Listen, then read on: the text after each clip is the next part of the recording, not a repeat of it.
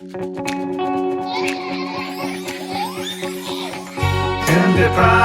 yes, IndyPram on Indy Live Radio. IndyPram, yes, IndyPram on Indy Live Radio. Welcome to the IndyPram podcast on IndyLive.radio. Very good day to you, and my special guest this week is John Schofield, who is the convener of Dumfries and Galloway English Scots for Yes. A very good day to you, John. Oh, thank you. Thank you, Ray. Lovely to see you, and thanks so much for inviting me on the programme. I've been doing the IndyPram podcast for a year and a half, and I've just realised you're the first English Scots for Yes representative I've actually spoken to. Really? Well, I think you need to rectify that very much, Raymond.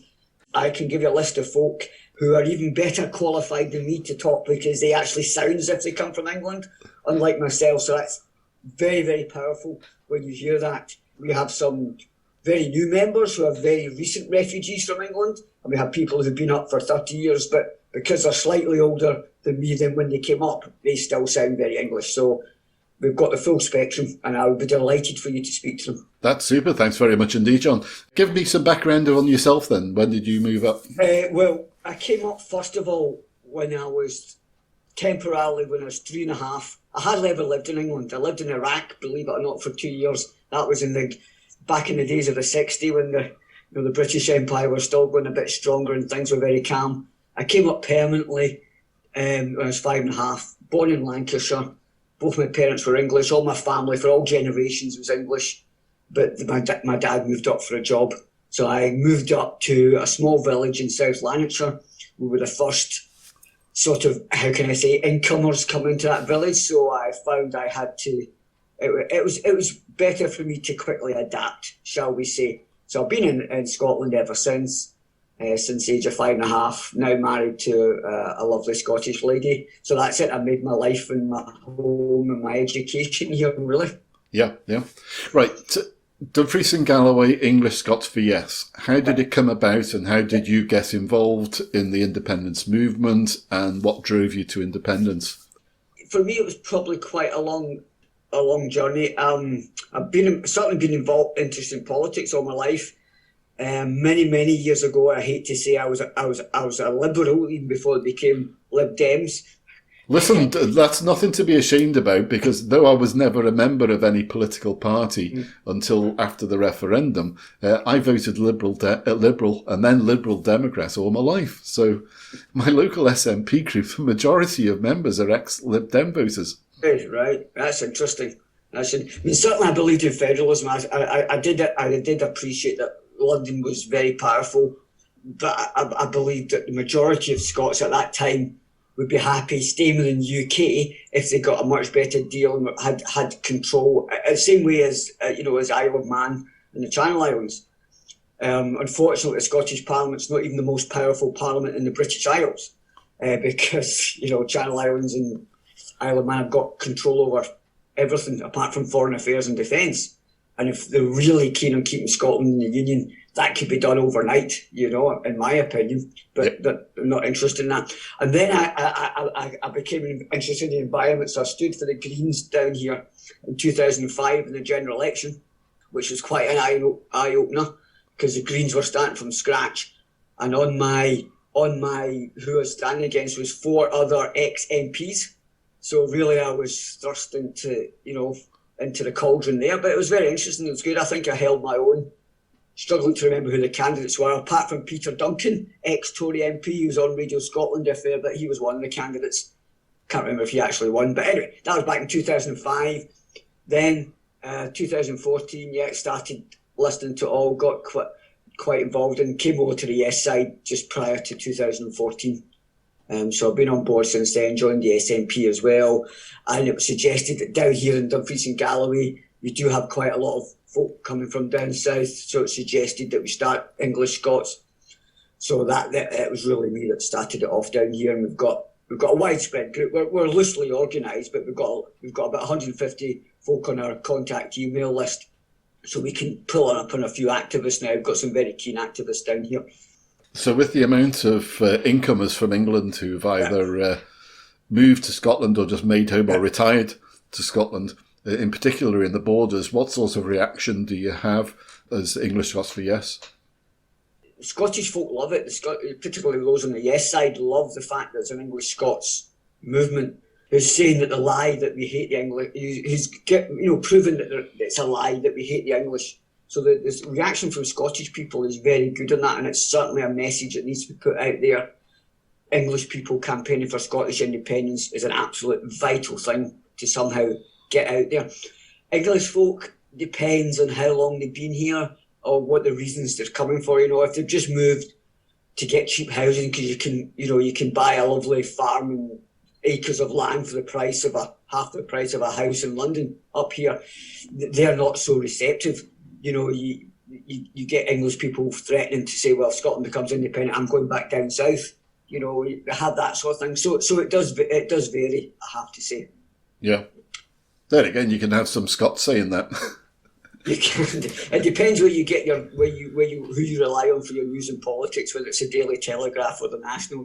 Yeah, because I've got a neighbour around the corner, and he said at the time of the referendum, if Scotland voted yes, he's moving to Berwick as well. Berwick used to be part of Scotland, and it'll probably be returned. Yeah, that's right. I mean, what I say to them now as well, just you can do that. Just make sure you stand at the side of the road, because you'll be crushed in the rush of people wanting to come into a Scotland that's in the EU, Absolutely, because I'm a great believer that Scottish independence would actually be fantastic for the north of England, because I'm originally from Liverpool, and I can see great benefits for the north of England if Scotland became independent. Totally. I mean, coming originally from Lancashire, I couldn't understand why the north of England, rejected some form of regional assemblies when they had the chance. And I hope now that with the COVID crisis and the strong showing from the local regional leaders down there, that they start to think about that, because they're as much ignored by London as we are. Yep. One of the very powerful, what's going to win the next independence referendum is probably still has a lot to do with economics, but people still have this problem down here of saying of believing what has Scotland got. When you tell them that Scotland's GDP per head is slightly higher than the English average, they don't believe you. And the reason it's slightly higher is because some of the regions of England are so badly served. They're so poor. You think the southwest, you think the northeast, and they need local control as much as anybody else. Yeah. So the message, that the brand, shall we say, of English Scots is very powerful. What more do you think that we could do as a nationality, should we say, who's made Scotland home and believes in self-determination? What more do you think we could do? Well, we need to start getting ourselves organised across Scotland. At the moment, as far as I'm aware, Dumfries and Galloway is the only active English Scots branch. We have a very active webpage. We have active members down here. But we want to reach out across the south of Scotland to get in contact with Yes groups, so we can provide people, or we can provide materials for that. We have a whole heap of English Scots branded leaflets where we have people, English Scots on it, who are saying why they became English Scots. It's got English Scots branding, and they cover the important things that people are saying is important to them now. The NHS, how would the NHS fare in UK or compared to an independent Scotland? So economics and Brexit, we cover all those things and we give them out in a print. So we feel they're very good and powerful, but we reach out to other Yes groups out with that. But we can't do the whole of Scotland ourselves. We need active groups. We need an active English Scots umbrella to reach out to the whole of Scotland. So areas of high incoming population can be reached by this way. We need English people in the media through yourselves or whatever, because we need that English voice being out there.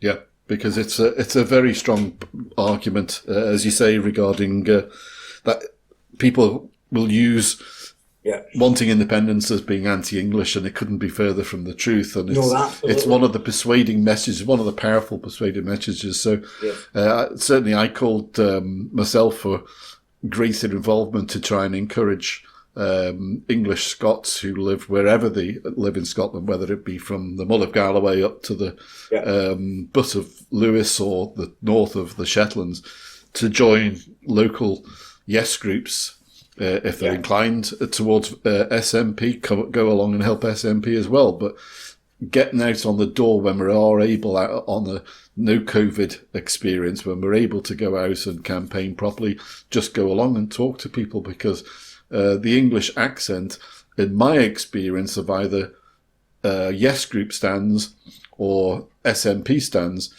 having an English accent is very powerful when you're talking to people and trying to convince them the case for self-determination.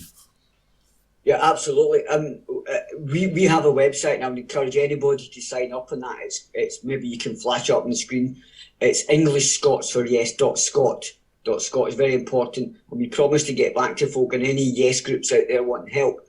We've reached out, we've helped. We've been over to Kelso, which is not in our area.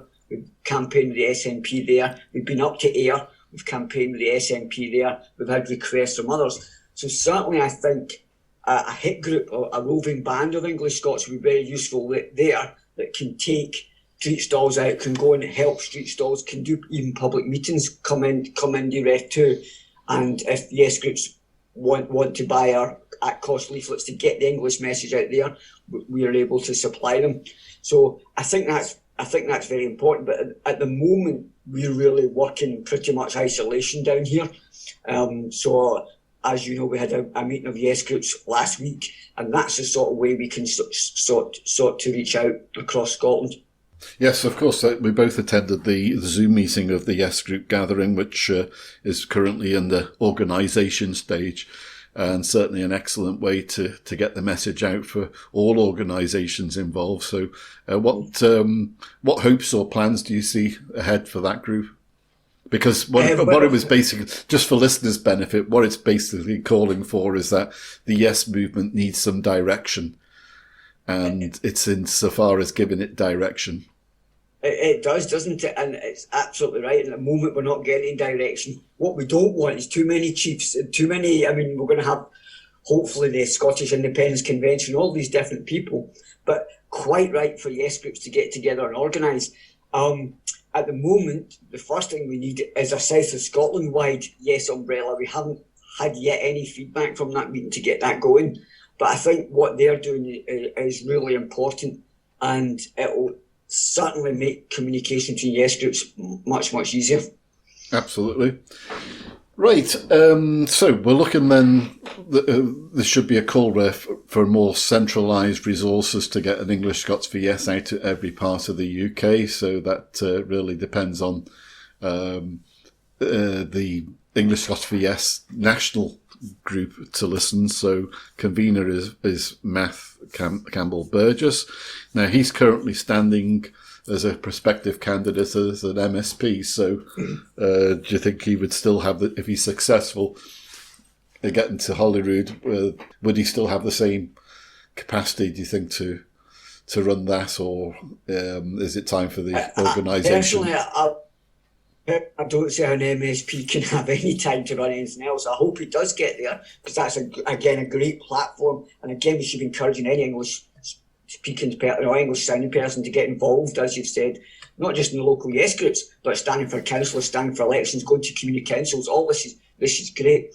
I think what we're saying is, at the moment, nationally, English Scots need to sort of just reinvigorise and get together. And if Math gets elected, which I really hope he does, then I think, we'll need to do some changes or get some new blood coming into the National Executive just so we can get it up to running. Because at the moment, it just seems to have gone into slightly limbo.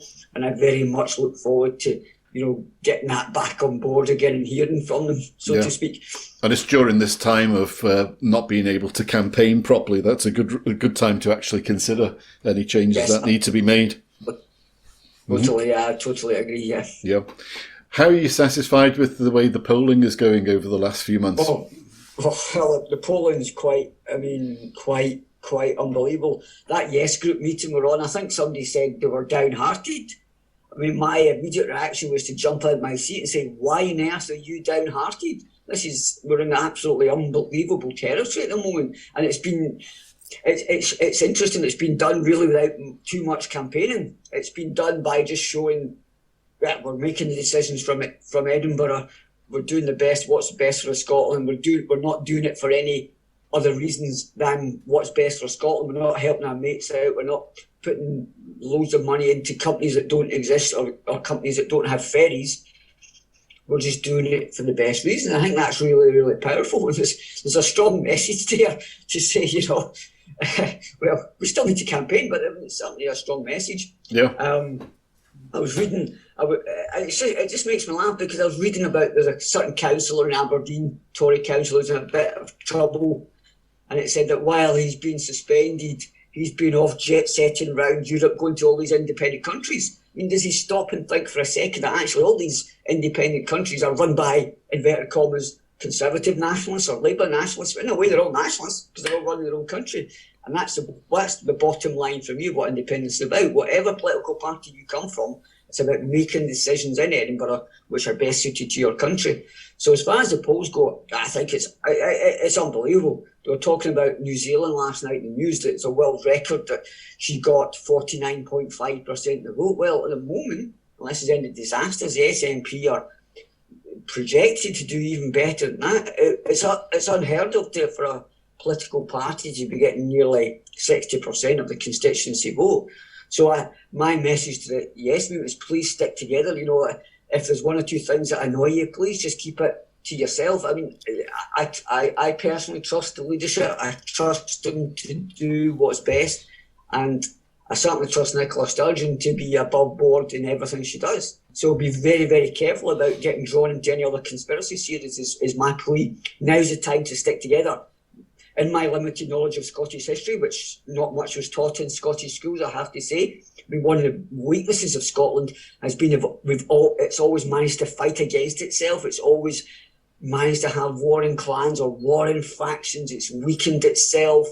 Whatever stage of history you want to look at, please don't make that mistake now. If you want to argue with folk, do it either in private or wait till after independence. Then you can tear strips out of each other as long as we've got independence, you know? Yeah. You've covered quite a few points I was going to be coming on to as well, but I'll include that in a moment. Because certainly in relation to New Zealand, it was interesting to see George Fawkes tweeting about the success of the Labour government in New Zealand winning such a fantastic result and having to be reminded, yes, but New Zealand is an independent country of a population similar to Scotland, so that is what you should be considering.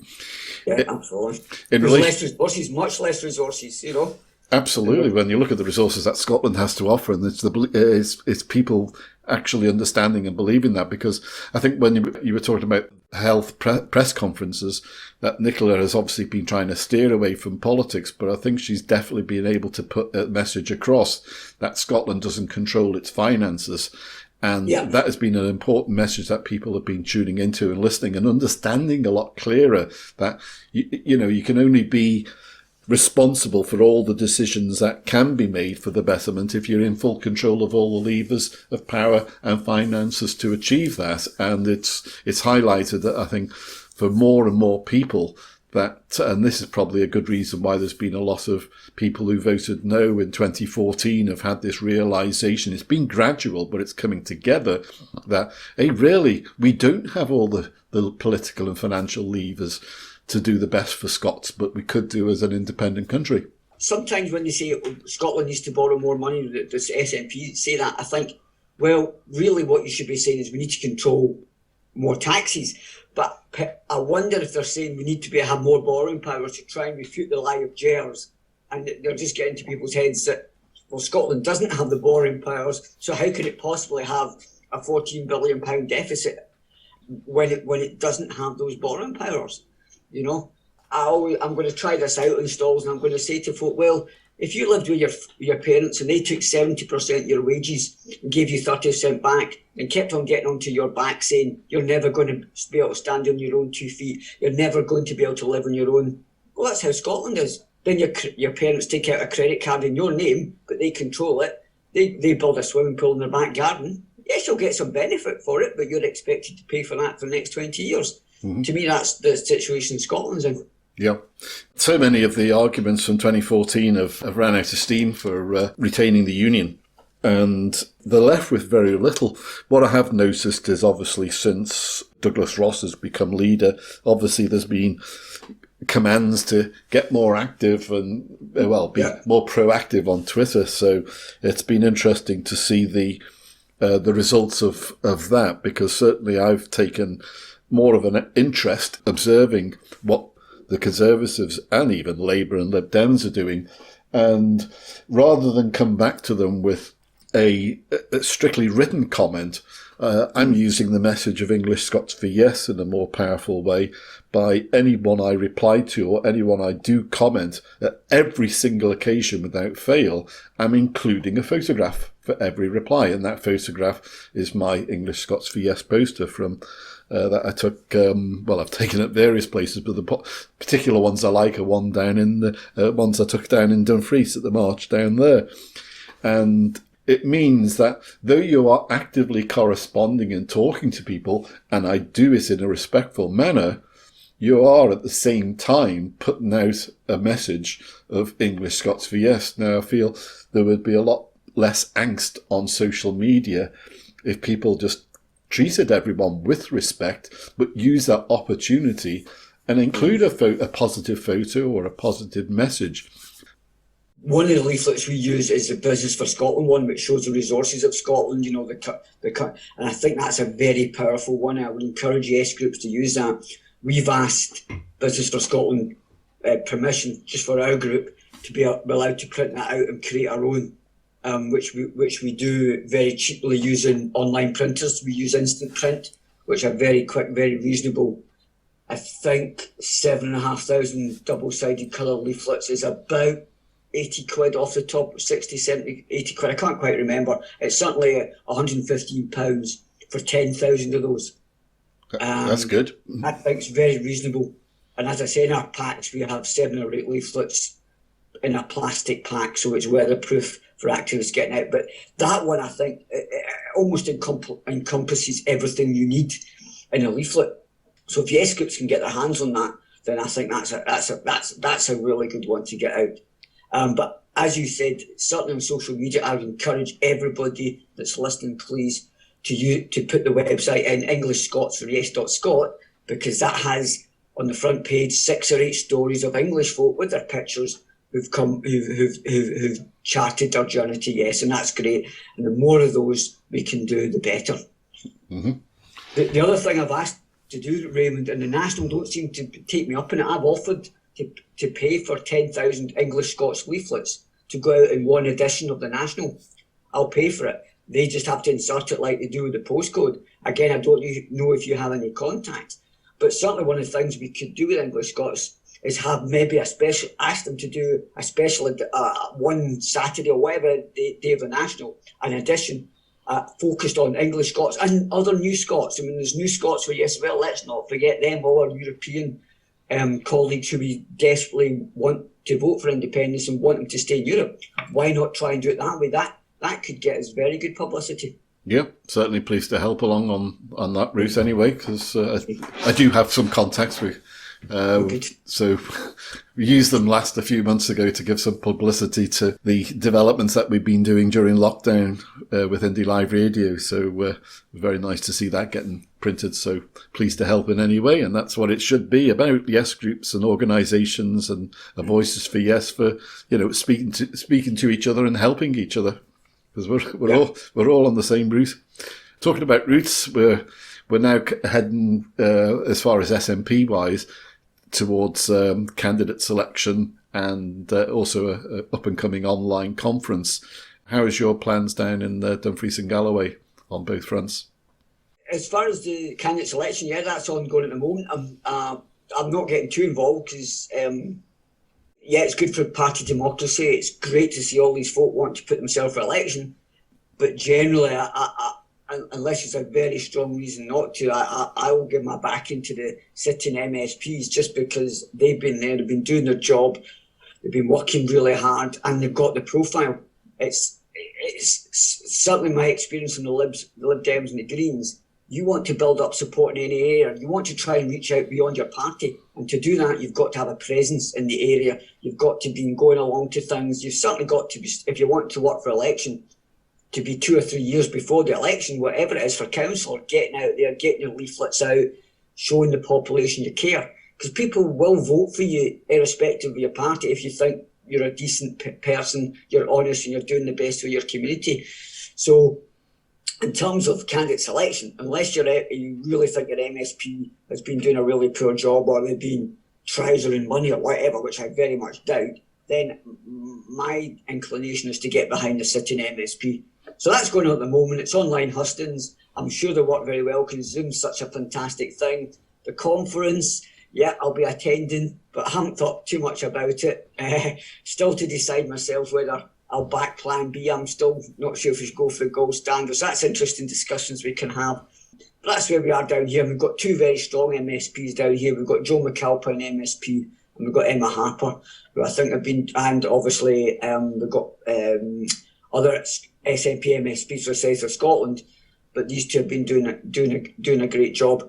Obviously down here in the South of Scotland, we've got our problems. We've got Alistair Jack, we've got David Mundell, and we've got Oliver Mundell. So the Tories are out here in strength. What's been interesting, in the last 2 weeks, we've had 2 leaflets through the doors from the Tories. So they're using the postman to deliver these things. So they've started campaigning down here. Yeah, I haven't seen anything myself, but I've seen publicity of one or two Tory papers going out.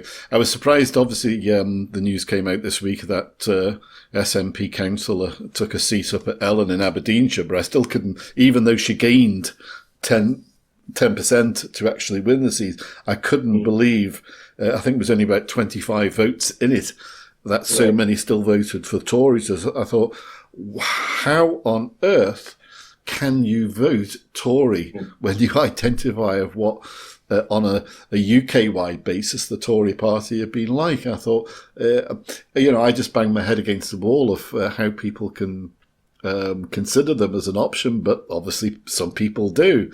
Even, you can be slapped around the head and hit with a hammer, but you still vote for them. Yeah, no, you're right. And you see that down here with people who've come up and down south, they've got the political beliefs. It's very, very hard to change them from that in some cases, which is why, like the earthquakes of Brexit and COVID have been so fundamental in pushing the weak SNP voters or weak no voters into supporting yes.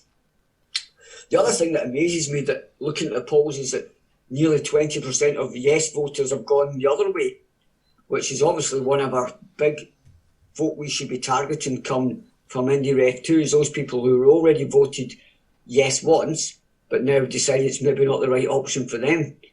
And that's certainly one of the things we need to understand why that's happening. And hopefully Angus Robertson with his polling is doing a great job there. Hopefully they can find out why.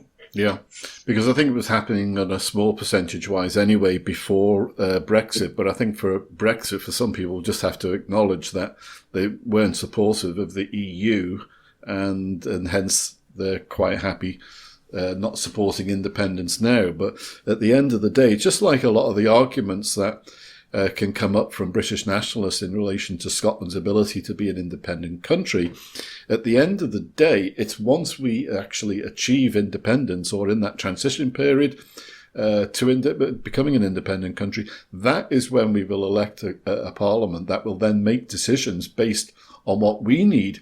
So it's all very well for Westminster or media down south turning around and says, oh, well, you're giving back your power to Brussels, or you wouldn't be able to run your own currency. We do need to lay out a route map, because I think we can't just say we'll make the decision after independence. We need to say where we're going, where we're heading for. Personally, I favour the EFTA route, because I think that would really bring Scotland together. Yeah. I think it would bring the fishermen on board. You'd be an independent coastal state like Norway, like Iceland. You have control of your fishing, control of your borders, control of your seas, but you're a member of the single market. Yep. Yes, you don't have so much democratic input into the EU, but you're at a staging post. In 5-10 years' time, you can decide if you want to go the full Monty and go into the EU. But for me, it's about bringing folk together after the vote. And to me, the EFTA ticks all the boxes. I really hope the SNP behind the scenes is putting out things there. My big hope on 1st of January is that the EU and the EFTA come out and say, well, of course Scotland can join. Here's what we need to do. and so on. I really hope that happens. Yeah, because EFTA have already said that whereas Scotland wouldn't be suitable for joining EFTA, Scotland would be a perfect fit. Well, UK would be suitable, but Scotland would be a perfect fit. Yes, absolutely, totally. What's your thoughts regarding any border? The border down here is a big issue. It really is, because folk go across the border, and I've had intelligent people saying to me, "Look, if Scotland goes independent, will I still be able to visit my relatives in England?" You know, and it's like, well, I need to take my passport, and the awareness of the common travel area doesn't seem to be very high. You know, the fact that Ireland's been in it since 1922, and you can travel. You need some form of ID. You can't get on a plane without ID, but you don't necessarily need a passport. But it is a big issue, and it's one the Tories play up. But I certainly think COVID has changed that. Personally, I don't know if anyone agrees with me. I think COVID's changed the perception of borders, and that border controls can be actually positive.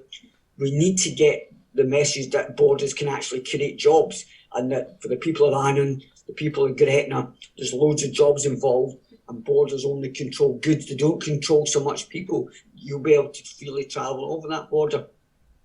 But certainly another advantage of EFTA, I believe, is that EFTA members subject to EU approval can do their own trade deals.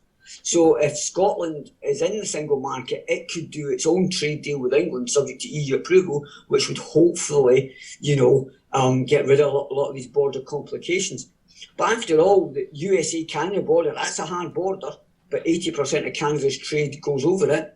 And apparently they have a fast passport check where you've got an electronic passport, and you just drive through, and the sensor picks up the fact that you're passport approved. So folk drive over that border every day to work. But it's explaining that down here. And obviously we'll have the scare stories. That will be the thing that you're saying you don't know what they're fighting on. Well, it's going to be scare stories. It's going to be stories about hard borders. It's going to be stories about currency. It's going to be stories about the economy. That's all they've got to go on, really. Grasping straws that they hope will sink in. Or the other one, of course, is pensions.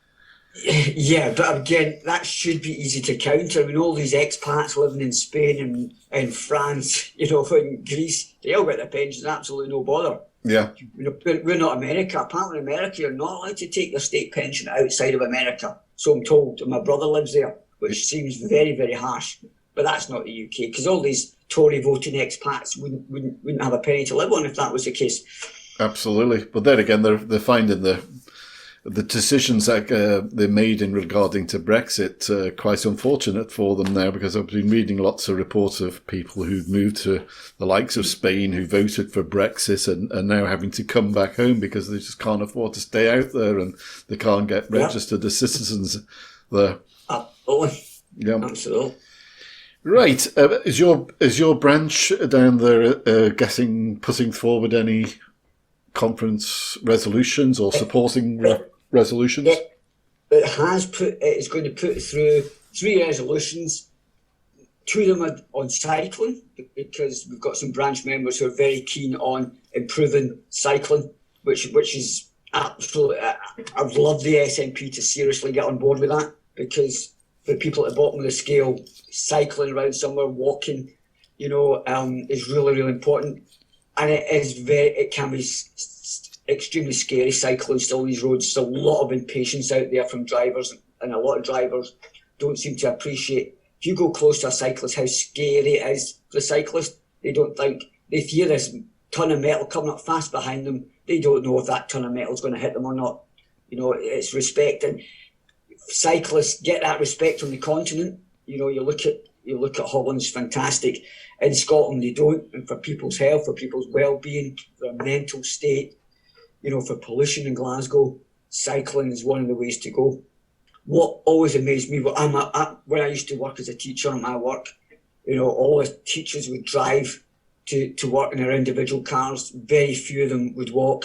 It was the cleaners who cycled in all weathers, because they didn't have cars. They didn't want to spend the money on the bus, so they cycled, and used to tell me how they got splashed by cars, how they'd been forced off the road onto the pavement by cars. That's not right. If we want to be a society that cares for everybody, we look after the poorest, and that unfortunately means car drivers having a wee bit more patience and coping with the fact that 20 miles an hour might seem slow in a car, but on a bicycle, you're going at 20 miles an hour, you're going really fast. You know, absolutely. You're on a bicycle, you'll get to your work on time. You'll know when you arrive at work, and you don't get stuck in these silly traffic jams. So a serious push towards cycling and giving space to the most vulnerable road users is what we're focusing on. So I hope the SNP takes that's on board. Yeah. Now, I've seen a couple of interesting resolutions being put forward for consideration. The Aaron SNP one in relation to the reorganisation of the NEC. Consideration that with over 40 members on the committee, it's too top heavy and that needs reorganised for certain.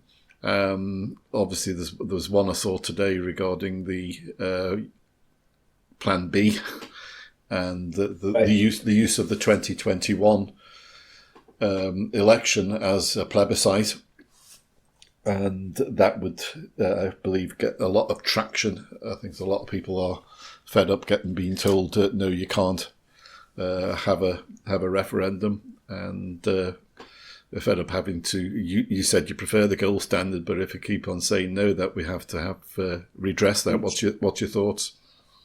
I haven't had many thoughts about it, Raymond.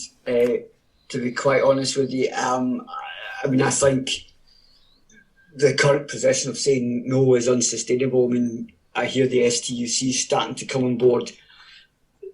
To me, it looks like the dam's breaking. I mean, what's most important for me is that the UK has indicated it's not prepared. It's happy to ditch international law when it suits it. When that's very worrying. What we have to do to get into the things like FDEU, we have to show that we are doing everything we can to follow the rules and regulations and the law. So that, for me, that is going for the gold standard. Then if that's keeping on refused, then that's when and only once you've tried that for a certain amount of time, then you start going to the courts, going to the European Court of Human Rights, whatever it is. But we have to be shown, we can't have a Catalonia where we do win a referendum, but it's got to be seen to be supported by all parties, whether they agree with it and having one or not. It's got to be supported by all parties that it's fair and legal, and it's going to be a fair result. So that is a problem we're in. But I do think that if there's a majority of Indy supporting MSPs in the Scottish Parliament, I don't think it's sustainable. And I think if Westminster keeps saying no, you'll keep on pushing Scotland's civic society. If the STUC comes on board, you'll keep on supporting these moderate no voters into the yes camp. Because what we're basically fighting on is democracy. And we've got such good democracy in Scotland compared to Westminster now, where you've got a proportional system in Parliament. You don't have a House of Lords. You don't have people in the Lords in government. You don't have a broadcaster whose chairman is a member or was a member of a certain political party. We're really going down. It's scary in America to see how quickly one man can subdivert all these years of constitutional checks and balances. And England is somewhat going down that route. And the more they do that, the more they push the moderate no voters towards yes, in my opinion. Yeah. In relation to elections, one thing that I did want to discuss with you, John, was the aspect of independence parties standing in the list seats, because obviously it's the Highlands and Islands and south of Scotland that has been indicated as areas of concern for an alternative vote instead of people voting SNP 1 and 2. What's your thoughts on that, please? Well, certainly we're in a different situation down here. My thoughts in the Central Belt is that I totally get the SNP can't say vote SNP 1, vote Green 2. The SNP can't say that's a political party. It has to say vote SNP 1 and 2. However, in the Central Belt, where you're going to get, it makes sense for SNP voters to vote SNP 1 and possibly, if I'm allowed to say it as an SNP member, not vote SNP 2, because what we want is lots of SNP MSPs, but we also want lots of Indy supporting MSPs, and certainly what we personally, I want rid of some of these are Conservatives. So in the Central Belt and in places like Dundee, Edinburgh, it makes sense to do that. And down here in Highlands and Islands, down in the south of Scotland, We've got to be very much more careful about it. Our MSPs are all list MSPs. All the constituencies down here, believe it or not, I think are Conservative right across the south of Scotland. So we have to see how the polls are going. Certainly, if the polls are really good, and in my personal opinion would be to vote SNP 1, Green 2. I'm very much worried about the Indy vote splitting. Certainly, I would love to see more Green MSPs as well in the Scottish Parliament. So I think that's, pushing it towards the left, but pushing it towards the environment. And I think the SNP has been great in some aspects of the environmental policy, and others such as roads and airports, it's not been so good. So that's where I would do. I'm going to be sticking with the established parties if I do decide not to give both votes 1 and 2 to the SNP. But we're in a different situation down here. Folk have to appreciate that. There was even a very strong Brexit vote, believe it or not, in the European elections. There was 10,000 Brexit supporters in Dumfries and Galloway, as well as 10,000 Conservatives. So you do have a substantial right-wing element down here. So that's my personal feelings on it. Because I think what it is for many, the Green is not an option. The voting for a Green is not an option, and lots of people find them independence light. And yesterday I bumped into Ross Greer, who's chairman of the Green Party, and we had a chat for about 10 or 15 minutes, and he basically said, if you think we're just for independence first, we're not. This is the world is on fire. That's more important to us than independence, and that would confirm why I've said on more than one occasion that Greens are independence light, and I question the fact of to Ross regarding 22 Green candidates standing in the general election last December. It could have affected the number of SNP representatives that we sent to Westminster, and he said, I don't care. The world's on fire. Right. So I think what you do now is check with your individual Green candidate and see how they see it, because obviously the Greens are the established party, and in my opinion, they got a lot of good results. But that's interesting. If you say that, I haven't heard that before. No, this is me and Ross talking yesterday. He lives around the corner, so. All right, I'm very much concerned about that. If that's the case. Yeah. Well, how would you stop then if you're not voting Green? How would you ensure that the list vote isn't getting split then between the smaller, different indie parties? Well, what I said to Ross was what is needed, and it's still not shown its head, is a credible alternative from the Yes movement, because though I believe very strongly in the SNP, even as a member, I don't agree with all the policies that they come up with. And just like the Green Party, I agree with some of their policies, but I agree more with SNP policies than I disagree. Okay, so that makes me that gives me an easy route to supporting a party that presents the most policies and goals that I agree with. I feel there's a lot of expertise and a lot of voices that can be listened to, that can come up with ideas to run a respectable, equal, fair country in the future. Then I wouldn't close my ears to those voices. At the same point, I would not close my ears to the Yes movement, to the independence desiring people of Scotland forming a credible party to back the SNP. I agree with the aspect of giving the first vote to the SNP, but I would like to see a massive majority for Yes, because once we become independent, we are automatically going to have a maximum pro-Scotland vote in Holyrood every election, because those are the parties we are electing. So we might as well get used to, rather than having a slim majority now, let's go for a max majority now. Get used to it, because we're going to have an even more maximum once we're independent, because it'll be totally Scottish generated. No, absolutely, totally right. But a credible Let's Vote party needs to come along very quickly. Then I mean, its time is getting of the essence, and Yeah, that's the problem. it is. What we talked about, fracturing the vote. Scotland fracturing itself. It can't do that. It's got to get behind. Yeah.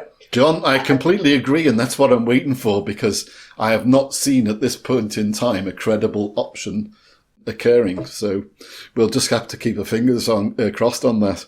Any other points that you'd like to discuss, John, before we wrap things up?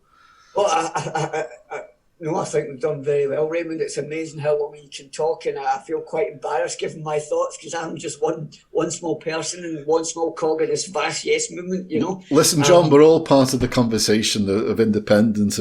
Everyone's going to have different input and points of view. As long as we can talk and discuss things, and even if there's aspects that we don't agree with, don't think we've found any today, but that is the important thing, is communication, and try to inspire others to either consider independence, self-determination, or to encourage and give a positive message out for independent supporters throughout Scotland.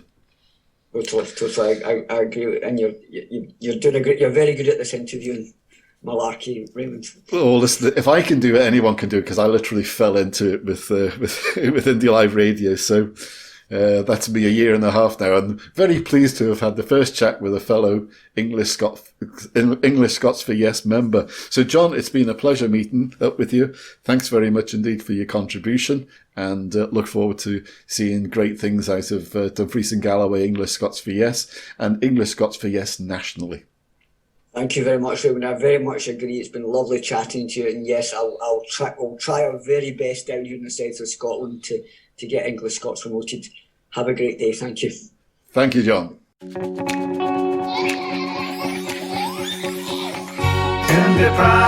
yes, IndyPram on Indy Live Radio. IndyPram.